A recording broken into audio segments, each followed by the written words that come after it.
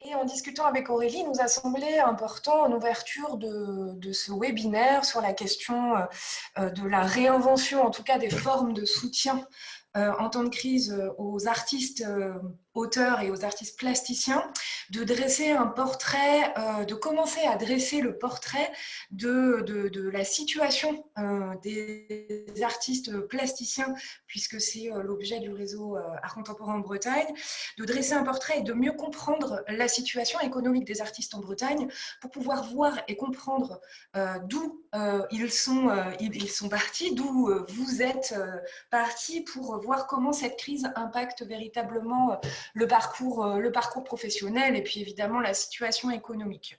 Donc moi, je vais vous faire une petite présentation avec quelques chiffres qui sont issus d'une étude que nous avons réalisée en 2019. Donc, je vais partager mon écran et vous allez pouvoir suivre avec moi le déroulé de cette enquête. Et je reviendrai en fin de présentation sur les points qui nous semblent saillants et les modalités de soutien que nous sommes en train de travailler en direction notamment des artistes plasticiens en Bretagne. Alors, vous allez me dire si le partage d'écran fonctionne. Alors, c'est parti.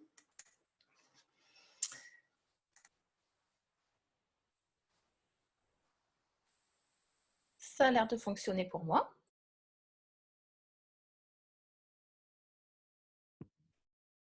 Super.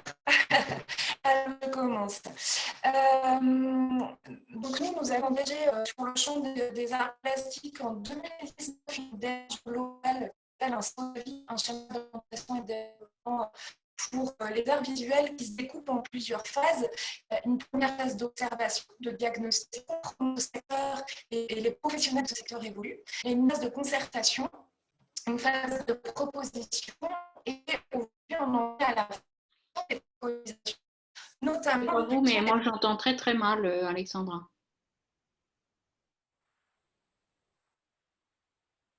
Là, j'entends plus du tout. Je me demande s'il ne faut pas couper le. Et pour moi aussi j'ai perdu Alexandra, oui.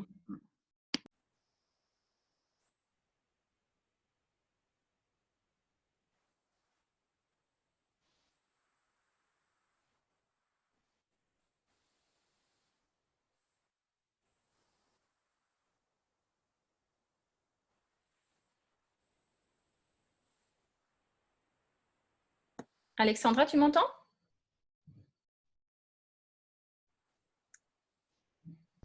Ah, on a perdu Alexandra.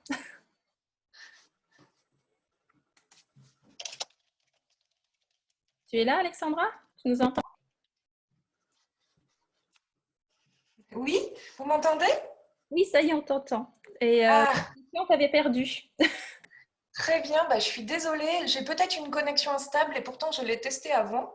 Donc, vous m'avez perdu au moment où je présentais l'étude, je pense. Est-ce que là c'est bon tout? Tu veux peut-être que je partage moi ton Non, non, je vais le faire, je vais le faire.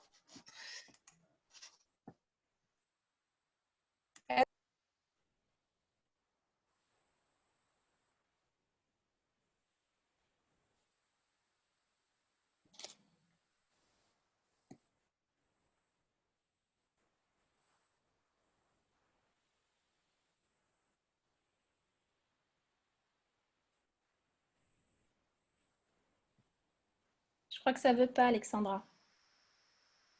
Non, ça veut pas. Non, ça ne veut pas, non. Du coup, je vais faire la présentation sans le partage d'écran. Si vous m'entendez mieux comme ça va être plus simple. Est-ce que c'est mieux comme ça pour vous? Oui. Pour moi, c'est bien. D'accord, et ben c'est parti alors. De toute façon, ce que je voulais vous présenter, c'est l'étude sur l'activité des artistes plasticiens en Bretagne. Quelques chiffres clés qui permettent de comprendre leur situation économique. Et c'est une étude que nous avons réalisée en 2019 et qui nous permet aujourd'hui de vraiment bien comprendre la situation des artistes en Bretagne et comment cette crise est venue impacter en fait leur activité et leur activité et leur situation économique. Cette étude, on l'a menée en parallèle d'une autre étude sur l'activité des structures d'art contemporain et vous pourrez les retrouver sur notre site internet. Donc, il y a tous les chiffres, il y a tous les graphiques. Moi, je vais vous donner les éléments clés qui me semblent importants voilà, de partager avec vous pour bien comprendre voilà, quelle est la situation aujourd'hui des artistes. Donc, ce qu'on sait, c'est qu'on a eu un taux de 36% de participation à cette étude, donc c'est vraiment très important. Ça permet de bien objectiver la situation des artistes en Bretagne et ça nous a permis également de faire remonter toutes ces données à la DRAC et à la région et à d'autres partenaires publics, ce qui est vraiment important puisqu'aujourd'hui, ils comprennent vraiment la situation des plasticiens et des plasticiennes en Bretagne. Donc, ce qu'on sait, c'est que plus de la moitié des artistes ont entre 30 et 50 ans, plus de la moitié des artistes en activité. Il y a 48% de femmes environ et 52% d'hommes, donc on est quasiment à l'égalité, à la parité. Ce qu'on sait aussi, c'est que sur leur profil, 71% ont suivi une formation initiale délivrant un diplôme en art. Alors, ce qu'il faut savoir, c'est que la moyenne nationale, c'est 15%. Donc, ça veut dire que les artistes sont extrêmement diplômés, ont beaucoup de diplômes. 42% d'entre eux ont un DNSEP, c'est-à-dire un diplôme Bac plus 5. Donc, c'est vraiment important, ils sont très diplômés. Parfois, ils ont même un diplôme plus important que le Bac plus 5. Ils suivent une thèse, etc. Et ce qu'on sait aussi, c'est que 45% des artistes ont suivi une initiation aux arts plastiques avant de rentrer en école d'art et donc avant de rentrer en activité. Sur leur situation économique, et c'est là où vraiment les éléments deviennent intéressants. Donc, on a interrogé les artistes et ce qu'on sait, c'est que plus de la moitié des artistes cumulent au moins 2 statuts. C'est-à-dire qu'ils peuvent être sous le régime de l'artiste-auteur et fonctionnaire, quand ils sont enseignants, par exemple, dans une école d'art. Ils peuvent être artistes-auteurs et salariés, quand ils sont intervenants dans une structure. Ou parfois indépendants, c'est-à-dire auto-entrepreneurs lorsqu'ils sont assistants d'artistes, régisseurs, etc. Donc ça montre bien à quel point ça témoigne de la pluralité de la profession et surtout du besoin de ces artistes d'avoir plusieurs activités professionnelles pour pouvoir subvenir à leurs besoins. Et c'est quand même une donnée importante. L'autre chiffre qui est extrêmement important et qui vraiment rend tangible la fragilité économique des artistes plasticiens, c'est que 53% d'entre eux ont des revenus en dessous du seuil de pauvreté. Alors, je vous rappelle, le seuil de pauvreté, c'est 10 200 € par an. Donc, 53% d'entre eux, c'est vraiment important et c'est une donnée fondamentale pour comprendre à quel point aujourd'hui cette crise sanitaire va d'autant plus fragiliser les artistes. Ils étaient déjà fragiles avant la crise. On imagine bien qu'avec cette situation, ils sont d'autant plus fragilisés. Ce qu'on a identifié également, c'est que le chiffre d'affaires des femmes est 2 fois inférieur à celui des hommes. Donc, c'est aussi un élément important pour vraiment comprendre l'écosystème et l'économie des artistes, notamment femmes. Le revenu artistique annuel moyen en Bretagne, c'est-à-dire les revenus artistiques sans les revenus accessoires, est de 11 031 €. Donc c'est un tout petit peu au-dessus du seuil de pauvreté, mais ça place la région de Bretagne en avant-dernière région française par ses revenus artistiques. Donc il y a là également un élément important, en tout cas un élément qu'il faut travailler. Ce qu'on sait aussi, c'est que les principales sources de revenus artistiques, je dis bien de revenus artistiques pour les artistes qui ont répondu à notre étude, sont les honoraires, donc les droits d'auteur, et les ventes d'œuvres aux particuliers et via des galeries commerciales. Donc on imagine bien aujourd'hui qu'avec la fermeture des galeries et la difficulté des particuliers à investir dans l'art, la situation économique des artistes est d'autant plus fragilisée puisque ce sont principalement leurs revenus.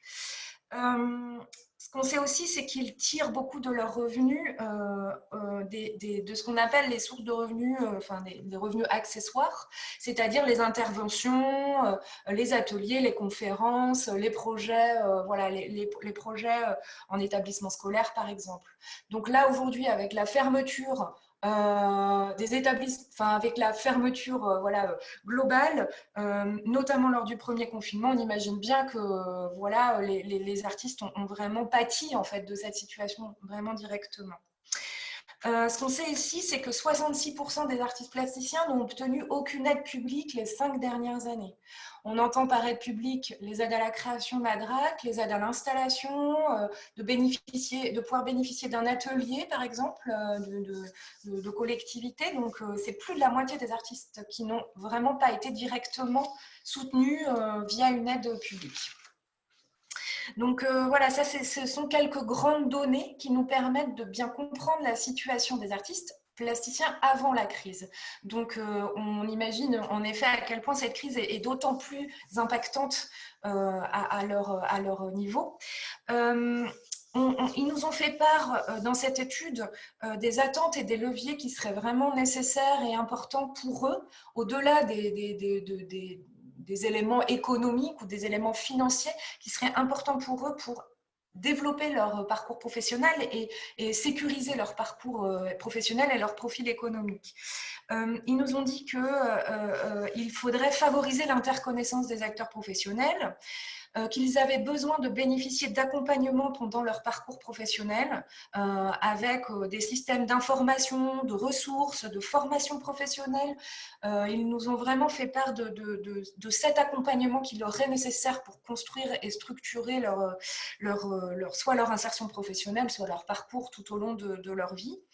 Ils nous ont également dit qu'il serait nécessaire de développer le financement de la recherche, des temps de recherche et des temps de création, au-delà de la question de la diffusion. Donc, voilà un élément aussi important à prendre en compte. Ils ont également mentionné la question de la mobilité, de la prospection, de leur difficulté à aller prospecter pour trouver des projets au niveau national ou international, et de voir comment il pourrait être possible de réfléchir à des formes de mobilité ou des dispositifs de mobilité. Donc là, on est dans une période où la circulation est compliquée, mais c'est quand même un élément important voilà, qui est ressorti des éléments et d'études et de concertation qu'on a pu mener sur le territoire. Et enfin, ils nous ont parlé de l'aménagement des lieux de travail et des ateliers partagés dont ils ont véritablement besoin.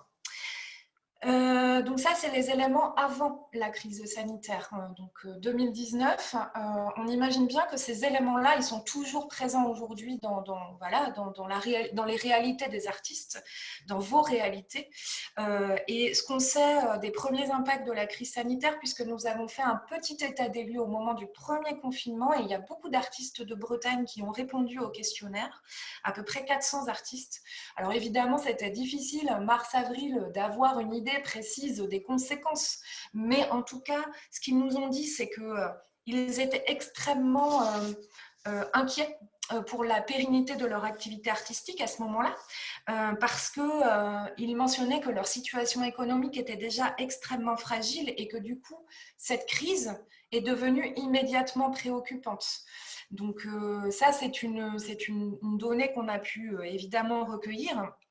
En fait, au sein du réseau Art Contemporain en Bretagne, les structures se sont engagées à verser les rémunérations artistiques qui étaient prévues au moment où est arrivé le premier confinement, malgré les annulations ou les reports de projets. Donc normalement, les artistes ont reçu en fait leur droit d'auteur comme prévu. Cependant, les reports de projets, les reports d'expositions ont généré un certain nombre de difficultés pour les artistes visiblement, puisque en fait ça crée des embouteillages. En plus, bon, là on arrive à un deuxième confinement, donc la difficulté en fait de programmation s'impacte directement sur la visibilité du travail artistique. Évidemment, ce qu'on sait aussi, c'est qu'avec la fermeture des galeries, avec la fermeture des lieux, il y a une perte vraiment extrêmement importante de recettes sur les ventes d'œuvres. puisque évidemment les artistes ont beaucoup moins eu l'occasion de vendre des œuvres et ils le mentionnaient à cette époque-là, leur inquiétude quant à l'avenir de la situation du marché de l'art. Évidemment, on se doute bien que dans une période de crise, les gens ont plus de mal à investir dans l'art ou à en tout cas acheter des œuvres et par conséquent, notamment l'initiative des moyens du bord de faire son salon multiple en ligne est vraiment une très bonne initiative pour favoriser, favoriser le soutien aux artistes et à la création. Et enfin, les baisses importantes de ressources pour les artistes se sont placées sur les revenus accessoires et annexes, c'est-à-dire, comme je le disais tout à l'heure, tous les projets qui se développent en milieu scolaire, en milieu hospitalier, les ateliers de pratique, qui sont vraiment importants dans l'économie des artistes et qui donc, de fait, n'ont pas pu ou ne peuvent pas avoir lieu. Donc aujourd'hui, la donnée importante pour bien comprendre la situation, en tout cas, on ne parle pas de la question artistique, on parle vraiment de la situation économique des artistes de notre côté. C'est cette situation économique déjà très fragile avant la crise, qui s'est visiblement accentuée avec cette crise, sachant que beaucoup d'artistes nous ont mentionné qu'ils avaient une absence de trésorerie pour pallier aux pertes et payer leurs charges sociales, fiscales et quotidiennes. Et tout à l'heure, Brigitte présentera les modalités d'aide directe qui peuvent s'offrir aux artistes, mais on en est là sur la question d'avoir assez de trésorerie pour subvenir à ces besoins. Et puis, plus largement, c'est toute l'activité artistique qui est impactée au-delà des aspects économiques, c'est-à-dire qu'il n'y a pas de possibilité de rencontre, ou très peu, ou de manière très différente. La question de la mobilité des œuvres, des artistes est très, très impactée. Les questions de recherche, aller faire des recherches sur un sujet, etc., évidemment aussi très, très impactée. Et évidemment, c'est la relation au tissu professionnel, au réseau professionnel, en l'absence de relations, d'ouverture de lieux, il n'y a pas de conférence, il n'y a pas de vernissage. Donc, ça impacte directement l'ensemble de l'activité des artistes et notamment des plus jeunes, ceux qui sont aussi en cours d'insertion professionnelle. Donc, voilà les éléments qu'on a pu nous recueillir de notre côté sur la situation économique des artistes avant et pendant cette crise. Des artistes plasticiens, j'imagine que du côté des auteurs, on est un peu sur les mêmes, sur les mêmes enjeux ou les mêmes problématiques. Nous, au titre du réseau Art Contemporain en Bretagne, on a quelques pistes, quelques solutions. En tout cas, on a fait remonter ces données-là à nos partenaires publics, donc notamment à la DRAC Bretagne, à l'État et aux collectivités territoriales, et notamment à la région Bretagne, qui maintenant ont vraiment compris que la situation économique des artistes plasticiens était préoccupante et qu'il fallait faire quelque chose. Donc ça, on est déjà content d'avoir pu objectiver ça. Ce qu'on souhaite aujourd'hui, nous, mettre en place, c'est à compter de 2021, nous avons fait le choix de développer l'activité du réseau Art Contemporain en Bretagne et surtout d'ouvrir nos périmètres d'adhésion à l'ensemble des professionnels du secteur. C'est-à-dire que là, nous travaillons un projet qui répondra aux besoins des artistes et on invitera à partir de 2021 les artistes, mais aussi les commissaires d'exposition, les critiques d'art à adhérer à Art Contemporain en Bretagne pour pouvoir mieux développer des missions d'accompagnement, de conseil, de formation.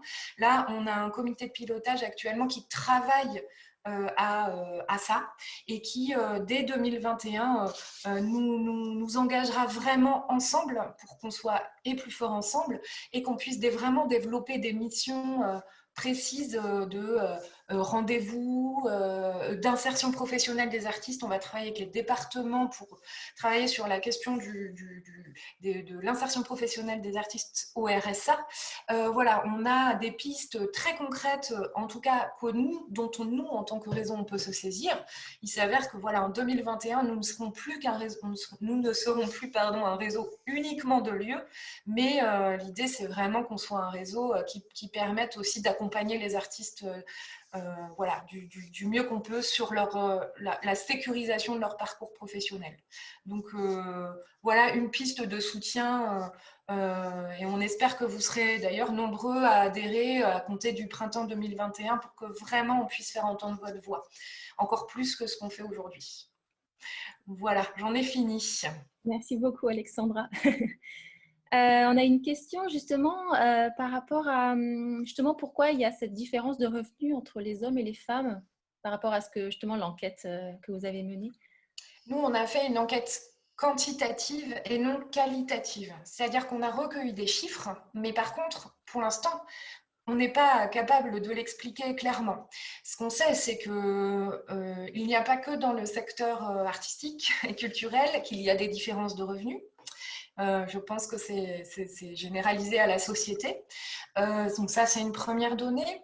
Ce qu'on sait aussi, c'est qu'il y a il y a plus d'étudiantes en école d'art, en école supérieure d'art, et donc plus d'étudiantes diplômées, mais pas forcément plus d'artistes femmes dans les expositions. Donc voilà, ça peut aussi se retrouver sur les revenus et évidemment les ressources des artistes femmes. Après, je n'ai pas la subtilité de la donnée, c'est-à-dire qu'on constate ça. Maintenant, il faut juste qu'on y travaille.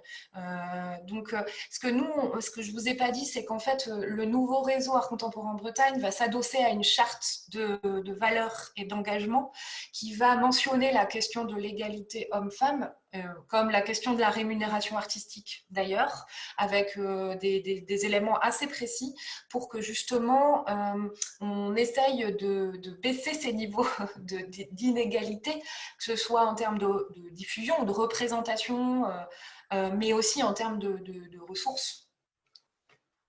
Et d'ailleurs, juste pour préciser, la question de la différence de revenus artistiques chez les artistes hommes et chez les artistes femmes, elle est d'autant plus flagrante chez les artistes femmes photographes. C'est une donnée aussi nationale qui est parue dans une étude nationale sur les artistes photographes femmes. Alors, je ne sais pas pourquoi dans ce même médium artistique plus précisément, mais voilà. Super, super. Ben, en tout cas, merci, merci pour cette intervention. Il y a justement une question d'Éric qui demande quel coût aura l'adhésion à ACB et quelle relation avec Documents d'artistes il y aura. Alors, le coût d'adhésion, on ne le sait pas pour l'instant. On essaiera d'être sur un coût vraiment raisonnable et éthique. En fait, là, on est en train de... On finit d'écrire plus ou moins la charte et les critères d'adhésion et les statuts. Et on souhaite, au courant février, vous inviter à une réunion publique avec vous, les artistes et toutes les personnes qui le souhaitent pour... partager ces éléments-là avant de présenter le nouveau projet à notre Assemblée générale. Donc ça, c'est une chose. Donc pour l'instant, le coût d'adhésion, je ne l'ai pas, mais pour les artistes et tous les indépendants de l'art, il sera raisonnable. Hein. Voilà, on sera sur des coûts raisonnables. Et la relation avec DDAB, donc Documents d'Artistes Bretagne. Documents d'Artistes Bretagne est membre d'Art Contemporain Bretagne et a une vocation à faire de la documentation d'artistes. Nous, on n'aura pas forcément cette vocation-là. C'est-à-dire qu'il n'y aura pas de sélection, il n'y aura pas de choix et on ne présentera pas par exemple, les parcours artistiques sur notre site internet. La vocation de Documents d'Artistes Bretagne et la mission de Documents d'Artistes Bretagne restera celle de la documentation et de donner à voir voilà, le travail d'un certain nombre d'artistes qui vivent et travaillent en Bretagne.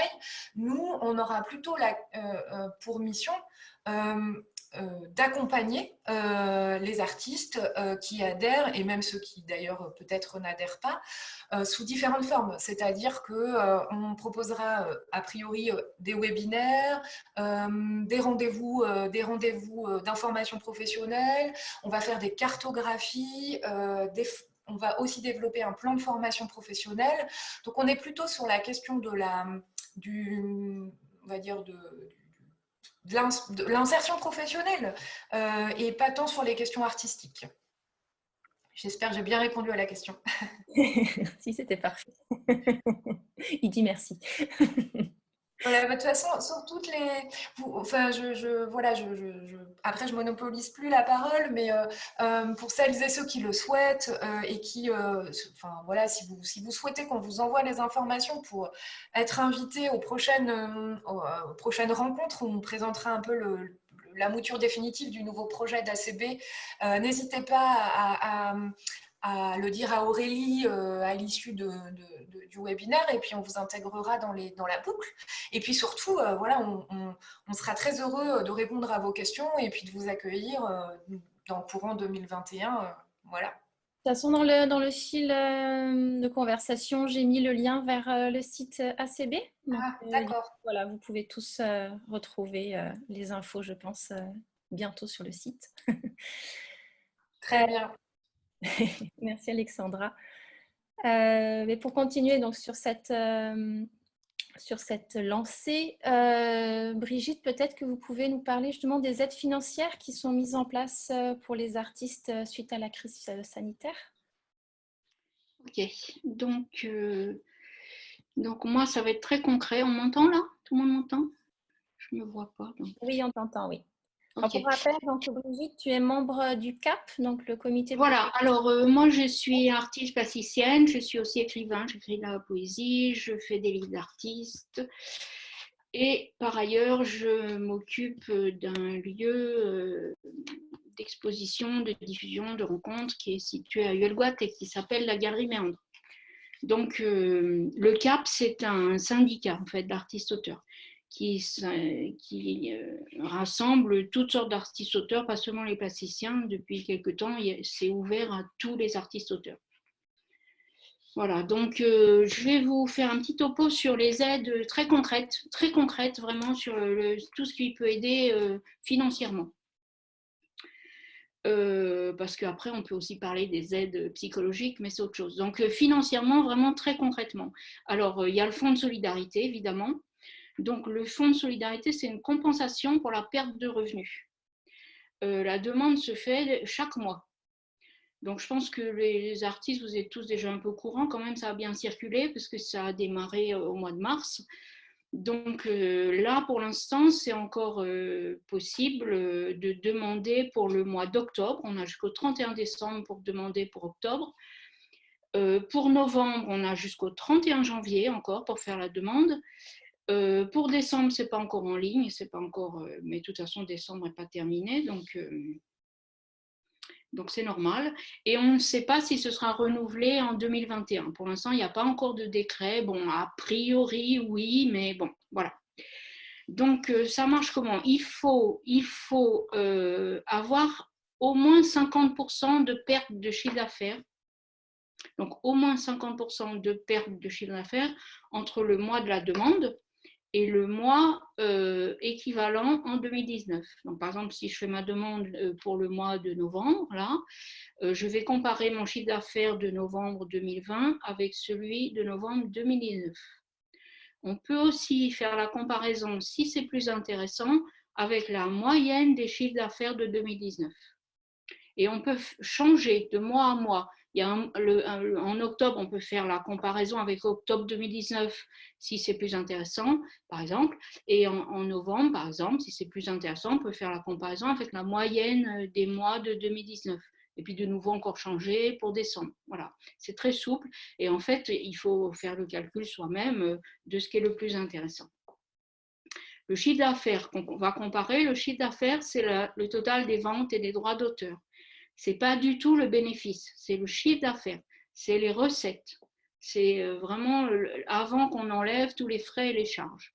Pour ceux qui sont au forfait, c'est avant qu'on enlève les 34%. Voilà. Et pour ceux qui sont réels, c'est avant de faire leur calcul de bénéfice.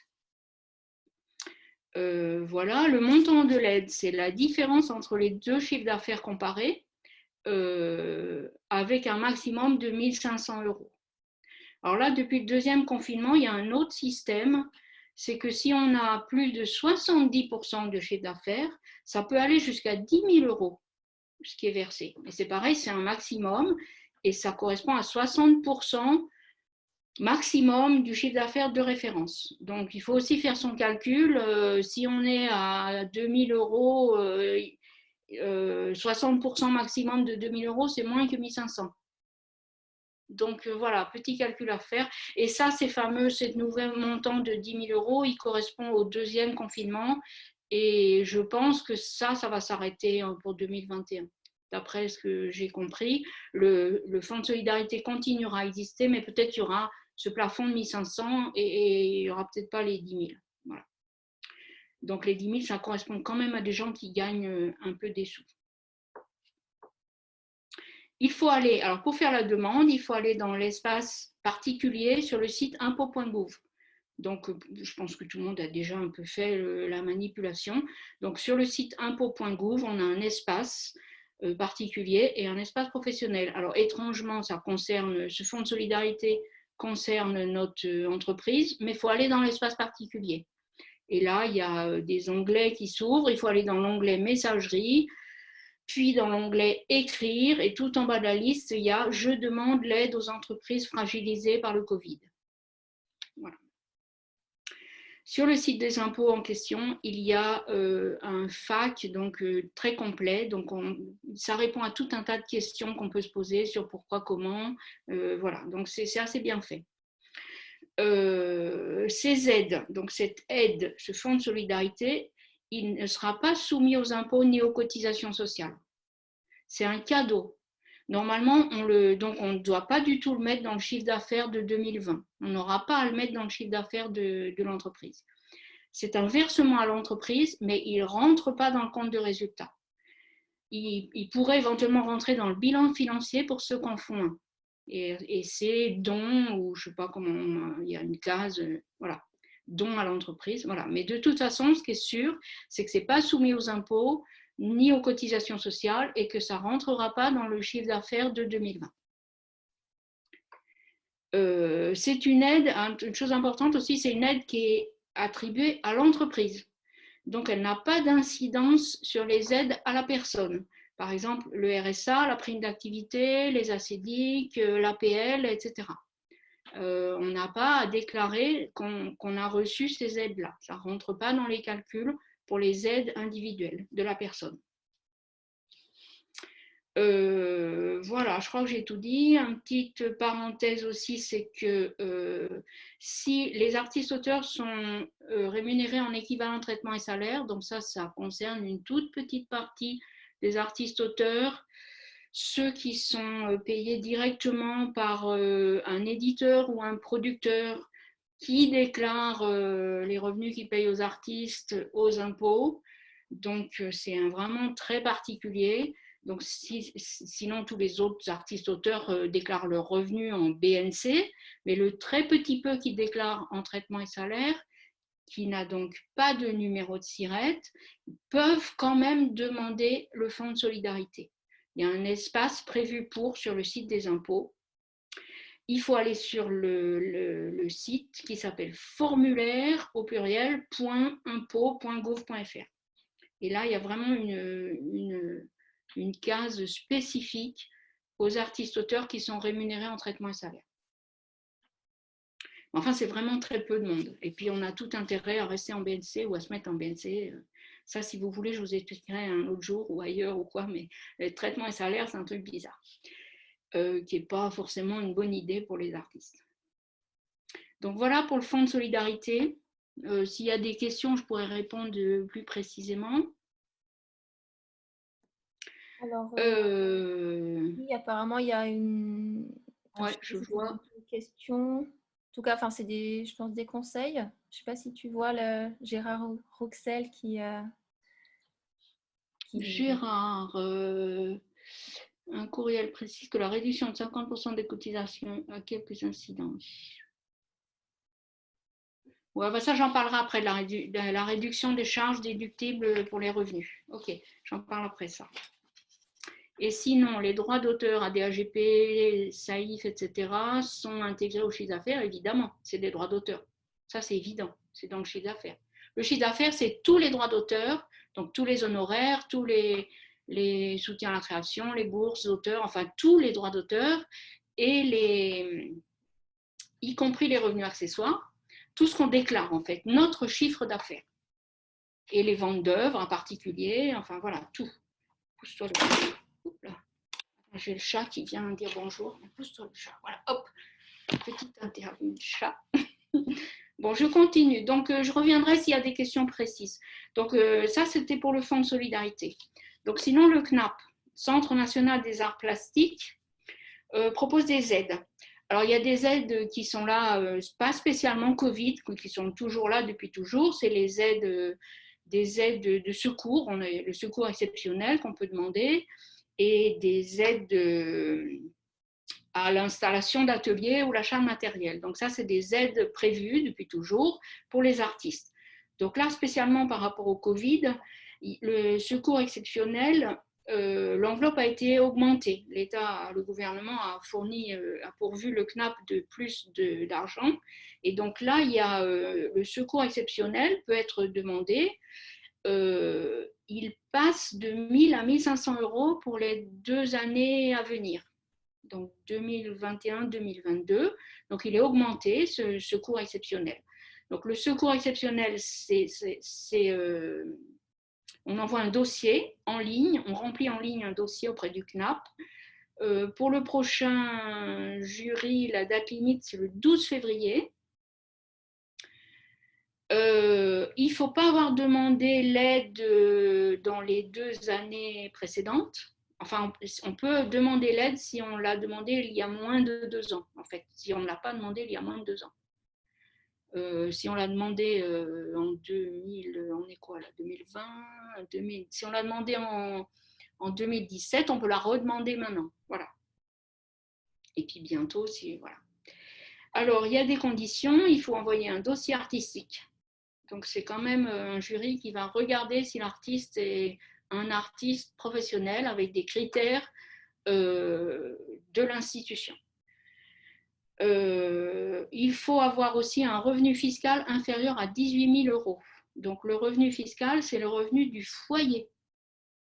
Donc, ça, c'est un truc un peu bizarre aussi, c'est que cette aide exceptionnelle, on ne peut pas l'avoir si dans le foyer, il y a un conjoint ou une conjointe qui gagne correctement sa vie. Donc ça, est-ce que c'est juste ou pas ? Moi, ça me paraît étrange, mais voilà. Donc tout ça, c'est bien expliqué sur le site du CNAP. Il y a aussi une nouvelle aide du CNAP pour les 2 années à venir aussi, qui est une aide à la réalisation d'un projet depuis sa phase de recherche jusqu'à sa production. Donc ça, c'est vraiment quelque chose de nouveau. Aide à la réalisation d'un projet. Il n'y a pas obligation d'exposition. Ce n'est pas obligé que ça aboutisse à une expo. On peut avoir un projet qu'on veut développer avec une phase de recherche, une phase de production, etc. L'aide peut être, il y a des enveloppes, ça peut être 5 000 euros ou 10 000 ou 15 000 selon le projet. Là aussi, la demande se fait en ligne sur dossier artistique et la date limite, c'est le 5 février. Les 2 aides, le secours exceptionnel et l'aide à la réalisation d'un projet, ne sont pas incompatibles. Tout ça n'est pas du tout incompatible avec le Fonds de solidarité. On peut cumuler les aides. Voilà, une autre remarque par rapport au CNAP, ils ont aussi eu une enveloppe augmentée pour les galeries. Et donc, par contre-coup, ça aide aussi les artistes-auteurs. Les galeries ont eu des aides supplémentaires. Voilà, donc ça, forcément, il y aura des contre-coups bénéfiques pour les auteurs. Donc tout ça, c'est bien expliqué sur le site du CNAP. Il faut y aller et voir. Et puis, il y a des onglets en haut du site. Et voilà. Ça, c'était pour le CNAP. Alors, sinon, l'URSSAF. Donc, l'URSSAF, il n'y a pas d'aide financière particulière. Enfin, si, il y aura une réduction des cotisations éventuellement possible. Mais sinon, ce n'est pas une aide en tant qu'enveloppe qu'on donne pour soutenir. Bon, il y a quand même un délai de paiement pour la cotisation du 4e trimestre, donc la cotisation qu'on doit payer normalement là, maintenant. Donc, le délai permet, sans pénalité de retard, de repousser le paiement de cette cotisation. Et pour l'instant, on n'a pas de date limite pour le paiement de cette cotisation. Ça reste flou. Le site de l'URSSAF est assez flou sur plein de choses. Donc là, tant mieux pour nous. Voilà. Donc, il y a un délai du paiement de la cotisation.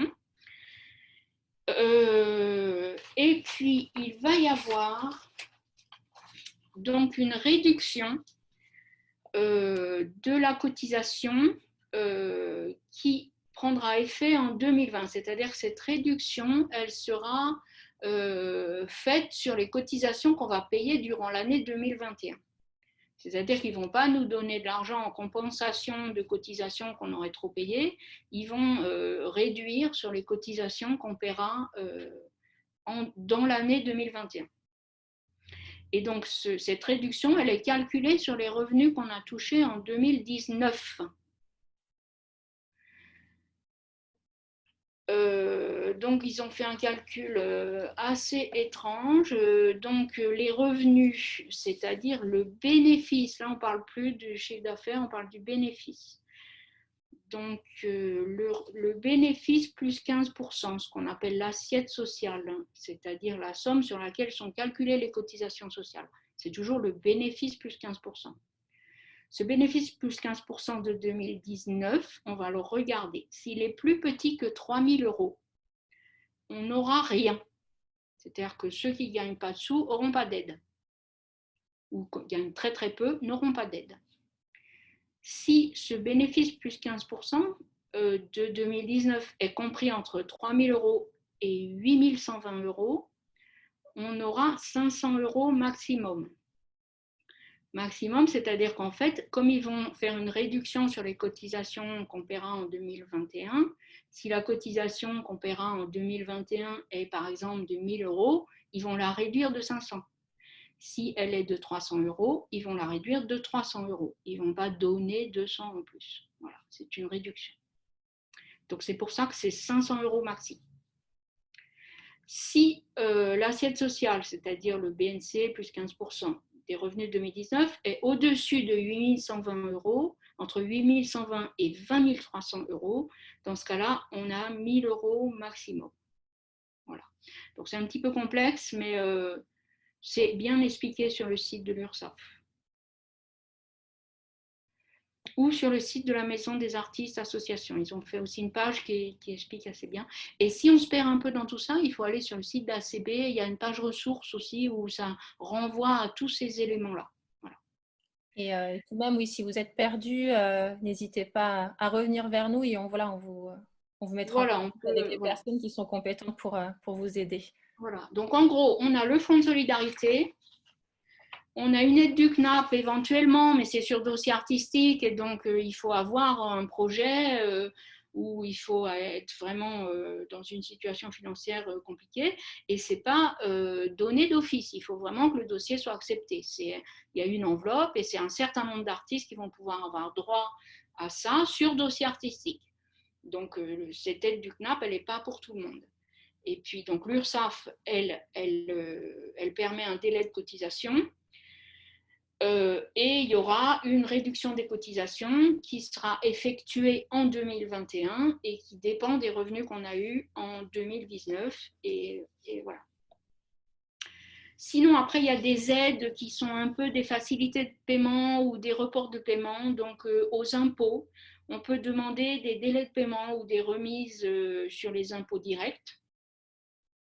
C'est étudié au cas par cas. Il faut contacter la direction régionale des finances publiques. Donc ça, si on a des difficultés à payer ses impôts ou la TVA, on peut faire une demande. Non, ce n'est pas la TVA, c'est les impôts directs. Donc les impôts directs, c'est les impôts fonciers ou ce qui n'est pas prélevé à la source. Et c'est ce qui concerne l'entreprise, là. Hein. C'est vraiment ce qui concerne l'entreprise. Ce n'est pas les impôts perso. Ce qui concerne l'entreprise, pour la taxe d'habitation, par exemple, c'est ce qui concerne l'atelier de l'artiste. Donc, on peut faire une demande à la Direction régionale des finances publiques, DRFIP, et c'est étudié au cas par cas. Donc, il n'y a rien de systématique non plus. Il faut un peu pleurer, quoi. Alors, on peut aussi éventuellement avoir un report ou un étalement des loyers, des factures d'eau, de gaz et d'électricité pour ce qui concerne l'atelier. Toujours pareil, c'est pour ce qui concerne l'atelier.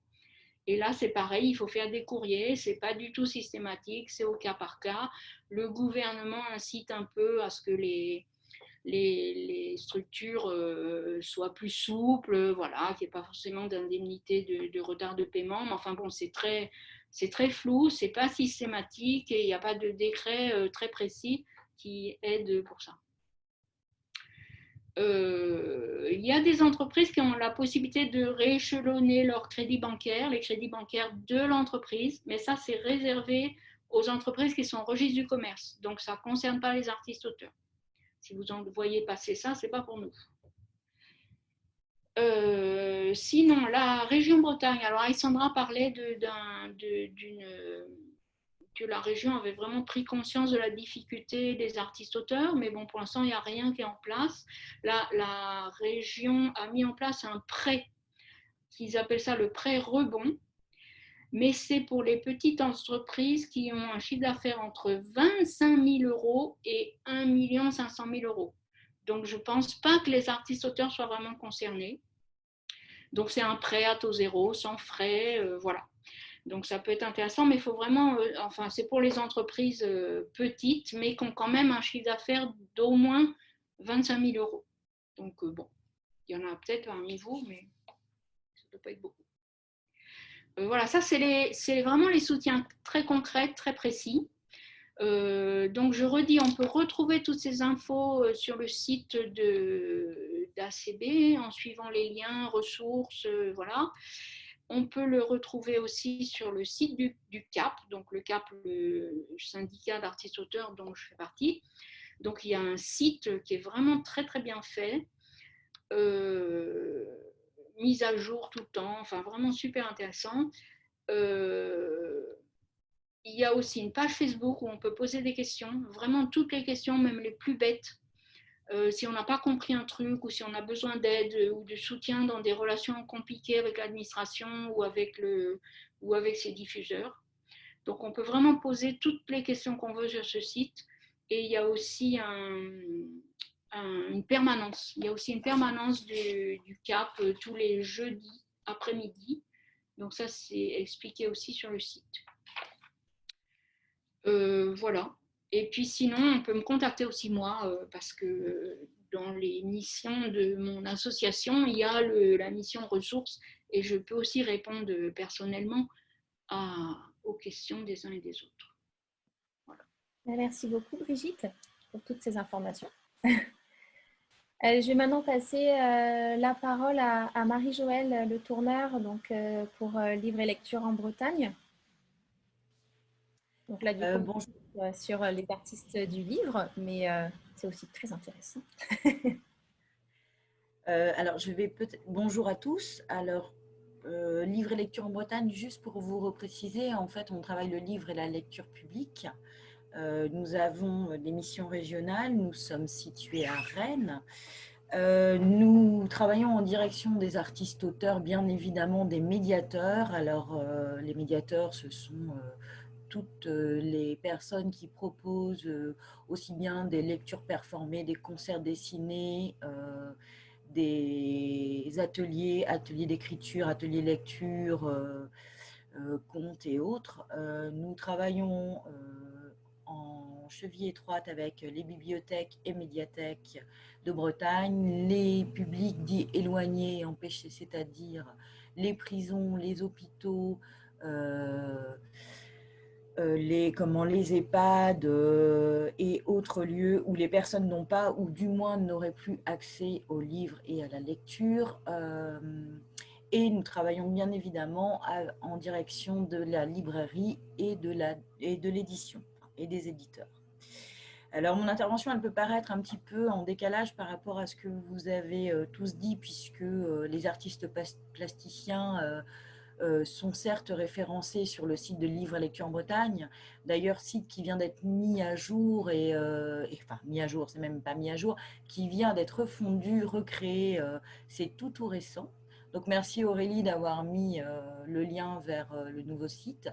Sur ce site, vous avez un annuaire qui permet de vous référencer artistes-auteurs et artistes-plasticiens. Ce référencement permet aux différents porteurs de projets de pouvoir vous solliciter dans le cadre justement d'actions de médiation et d'actions culturelles. Alors vous allez me dire, oui, mais en ce moment, il n'y a plus beaucoup de propositions. Alors certes, les médiathèques, bibliothèques sont fermées et ne peuvent plus vous accueillir en leur sein, mais il y a des actions hors les murs. Donc, qui dit action hors les murs, dit possibilité en tout cas d'intervenir au moins au sein des établissements scolaires. Tout dépend des partenariats des médiathèques et des bibliothèques ou des structures et équipements culturels comme les moyens du bord qui le font, même si c'est compliqué, même si bien évidemment le protocole sanitaire, les jauges et autres posent question. Je sais qu'Aurélie fait le nécessaire avec les moyens du bord pour intervenir auprès des établissements scolaires et c'est tout à fait envisageable. Sachez en plus que le gouvernement a quand même priorisé les établissements scolaires comme lieu d'accueil, d'action culturelle et d'action de médiation. Je vais vous citer juste, je ne vais pas être très très longue sur ma partie parce que j'ai vraiment l'impression de m'adresser plus aux artistes-auteurs qu'aux plasticiens. Simplement vous signaler que Livre et Lecture en Bretagne vous met à disposition, ou en tout cas à développer des services depuis quelques années pour certains et depuis cette année pour d'autres. Le service juridique, alors ce sont des consultations qui sont offertes par Livre et Lecture en Bretagne pour vous tous. Elles ont lieu tous les 15 jours le mardi par Maître Roux qui est avocat à Lorient. Il suffit d'envoyer un courriel à juridique@livrelecturebretagne.fr. C'est une consultation d'une demi-heure. Vous nous précisez via ce courriel vos coordonnées Internet et un numéro de téléphone et nous, on vous donne un créneau horaire. Donc, les prochaines dates du service juridique sont le 22 décembre, donc très prochainement, et sinon le 5 et 19 janvier 2021. Donc, ce service, il est ouvert à tous les artistes-auteurs, artistes plasticiens, structures porteuses d'événements littéraires, équipements culturels qui sont situés en Bretagne. Donc, je précise bien, c'est vraiment ouvert aux personnes et aux structures entreprises qui sont situées en Bretagne. Il y a également un nouveau service depuis le 28 septembre dernier qui est un service fiscal et comptable. Ce service a été mis en place en raison de la crise sanitaire et surtout par rapport à toutes vos demandes, vous, artistes-auteurs, manifestations littéraires et porteurs de projets, donc vous êtes prioritaire, ce n'est pas ouvert aux entreprises, aux éditeurs et aux librairies. On est vraiment sur les artistes-auteurs et les manifestations littéraires ou artistique si vous voulez.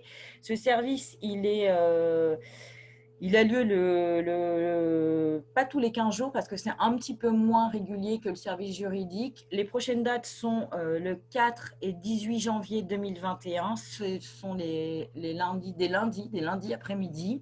L'adresse pour pouvoir envoyer votre question, c'est comptable@livrelecturebretagne.fr avec, comme pour le service juridique, vous nous formulez votre question, un numéro de téléphone et c'est le cabinet Clarisse Conseil qui vous rappelle.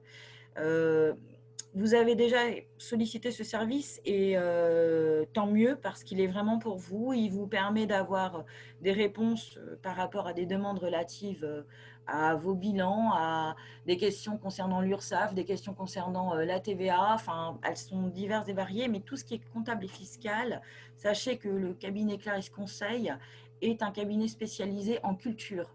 C'est pourquoi c'est lui que nous avons retenu. Il y a eu un appel d'offres et il avait toutes les compétences et il connaît suffisamment bien la culture pour pouvoir répondre à des questions qui sont spécifiques à vos domaines.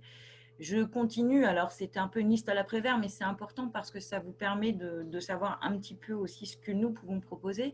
Nous proposons des journées d'information et des rencontres interprofessionnelles.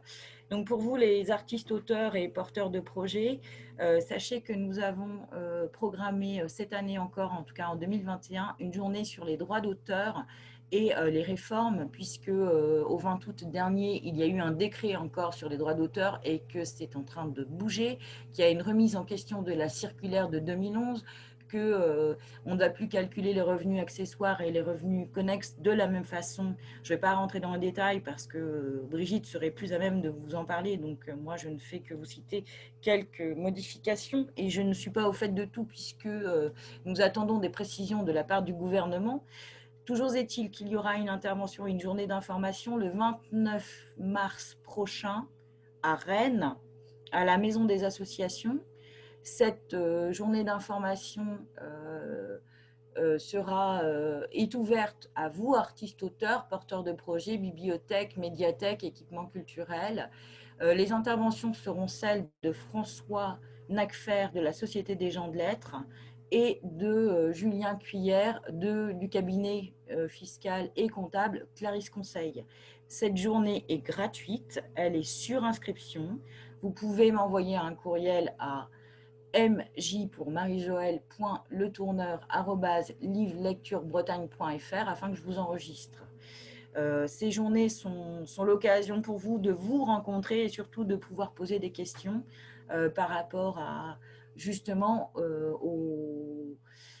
aux changements et aux réformes en cours par rapport aux droits d'auteur. Il y a également, alors c'est peut-être un peu moins, ça vous intéresse peut-être un petit peu moins, mais je le dis quand même, une rencontre interprofessionnelle prévue le 18 février à la Ville Robert à Pordic sur les résidences d'artistes-auteurs avec comme sujet, il y aura des ateliers participatifs et il y aura surtout une intervention de Grégoire Le Divellec du cabinet Hector sur la diffusion et les traces des résidences, comment en fait une résidence, c'est pas seulement un temps de création pour l'auteur, l'artiste-auteur, mais c'est aussi derrière tout ce qui a pu être produit pendant ce temps, comment le diffuser et le faire vivre, parce que c'est une vraie question et souvent une résidence, malheureusement, les traces, elles sont visibles que peu de temps après et pas toujours très bien exploitées et c'est bien dommage. Donc voilà, c'est aussi pour vous expliquer, je pense en l'occurrence à tout ce qui peut être exposition, pérennité d'une exposition, lecture théâtrale ou lecture performance ou autre, comment les faire vivre et continuer à circuler. Je voulais simplement vous indiquer par mon intervention et suite à la sollicitation d'Aurélie, un petit rappel et je n'aurai bientôt terminé, je suis bien évidemment à votre disposition pour toute question. Juste vous dire que quand vous faites des lectures et notamment des lectures sur YouTube ou en tout cas des performances sur les réseaux sociaux et autres, n'oubliez pas, et ça c'est juste un rappel au bon sens et au droit, qu'il faut demander à tout auteur et éditeur le droit de pouvoir utiliser leur création artistique et littéraire. Si ce sont les vôtres, bien évidemment, vous êtes libre de faire ce que vous entendez, mais si ce sont des créations artistiques et littéraires d'un tiers, il est fondamental de demander les droits. Certains éditeurs vous les donneront sans problème, d'autres éditeurs peuvent s'y opposer. Et ça, c'est vraiment un rappel parce que il y a eu certaines pratiques pendant le premier confinement d'équipements culturels qui se sont dit « je ne demande pas les droits et je fais des vidéos en ligne ». Le souci, c'est que ce n'est pas légal si vous le faites sans demander les autorisations. Donc, je vous rappelle aussi que pour tout événement littéraire, il y a le Code de la propriété intellectuelle et notamment l'article L222.5 qui dit que on peut lire des extraits, bien évidemment, de textes, d'auteurs, à partir du moment où l'œuvre a été divulguée, l'auteur ne peut pas l'interdire. Donc voilà. Mais là, je parle de lecture d'extraits, je ne parle pas d'une œuvre dans son entièreté. Donc, vous pouvez lire des extraits et il n'y a pas de souci. C'est l'application de l'article L222.5 du Code de la propriété intellectuelle. Voilà, je sais que c'est très très court, mais je suis plus sur du livre et de la lecture que sur les arts plastiques, donc veuillez m'excuser d'être peut-être un petit peu en décalage par rapport aux participants. Mais t'es pas du tout en décalage, hein. On s'intéresse aussi ben voilà, aux auteurs illustrateurs. Enfin voilà, La rencontre de Pordic, je confirme, c'est bien le 18 février. voilà, c'était ma question. Et justement, avec cette crise sanitaire, c'est vrai qu'on a beaucoup d'artistes qui justement mettent leurs œuvres en ligne. Du coup, peut-être que tu peux ben, nous indiquer les règles à suivre justement par rapport aux droits d'auteur. Alors, juste pour dire qu'il y a une nuance, mais Brigitte confirmera, hein, il y a une nuance entre, on confond souvent le copyright et le droit d'auteur. Le droit d'auteur, c'est pour la France, ça protège les créateurs d'œuvres littéraires, audiovisuelles et artistiques. Ce droit s'acquiert au moment de la création de l'œuvre sans démarche particulière. Il se décompose en deux parties, le droit moral et les droits patrimoniaux. Il y a les droits voisins également qui protègent les personnes qui ne sont pas auteurs de l'œuvre mais qui ont un lien avec elle, les artistes interprètes et les producteurs essentiellement. Donc, si je dis ça, c'est parce que souvent, vous pensez qu'il est suffisant de mettre un arrobase et des mentions légales. Alors, évidemment, c'est impératif, surtout pour toute publication que vous pourriez mettre en ligne. Je pense ne serait-ce qu'à une couverture de livres et autres. N'oubliez pas ces mentions légales. Ça, c'est vraiment extrêmement important de le faire. Ça vous évitera bien des soucis. Comme je l'ai dit, il est impératif de demander les autorisations aux éditeurs quand ce ne sont pas vous les éditeurs hein, des textes ou publications ou créations. Il faut demander les autorisations. Après, ce que je peux vous dire par rapport aux lectures ou autres présentations que vous pourriez faire sur les réseaux sociaux ou sur vos sites ou sur vos blogs, si vous devez faire un système de paiement ou de téléchargement, la TVA reste à 5,5, ça ne bouge pas, mais veillez bien à avoir, je dirais, des conditions d'utilisation qui soient très précises par rapport à, je pense, à des livres audio ou en tout cas des contenus vidéo qui pourraient être payants. Ne pas forcément appliquer le même tarif quand c'est pour une personne ou pour une collectivité. Donc là, je ne peux pas vous donner de contrat type parce que je n'en ai pas. Mais si vous souhaitez avoir des renseignements quant à l'élaboration de documents types, je vous renvoie vers notre service juridique ou fiscal qui peuvent vous aider, vous accompagner parce que ça peut être vraiment précieux d'avoir un contrat avec toutes les mentions d'utilisation, notamment dans le temps, le nombre d'utilisateurs et autres, c'est toujours important. Voilà ce que je pouvais préciser. Donc, je rappelle que les œuvres de création, quelles qu'elles soient, que ce soit des photos ou autres, ne sont pas libres de droit parce que il n'y a pas en fait de document dit libre de droit, sauf évidemment si vous allez me dire non, on n'est pas d'accord avec vous parce qu'il y a tout ce qui est créé en licence, Commons licence, je suis d'accord. Ça, c'est le créateur qui décide de donner accès à ses créations et qu'on puisse les reprendre. Mais tout ce qui est hors licence, ce n'est pas libre de droit. Voilà, c'est clair. Que les licences Common Creative, excusez-moi parce que j'avais oublié un bout, mais ça oui, on peut, mais c'est l'auteur qui vous donne le droit à partir du moment où il utilise ces licences Common Creative.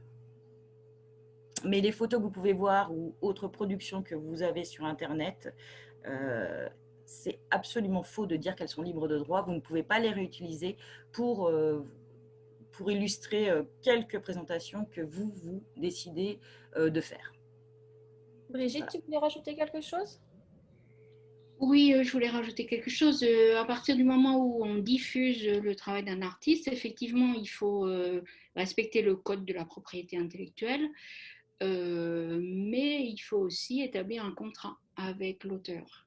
Donc ça, c'est hyper important, un contrat. Le contrat, c'est l'endroit où l'auteur va donner l'autorisation au diffuseur pour diffuser l'œuvre.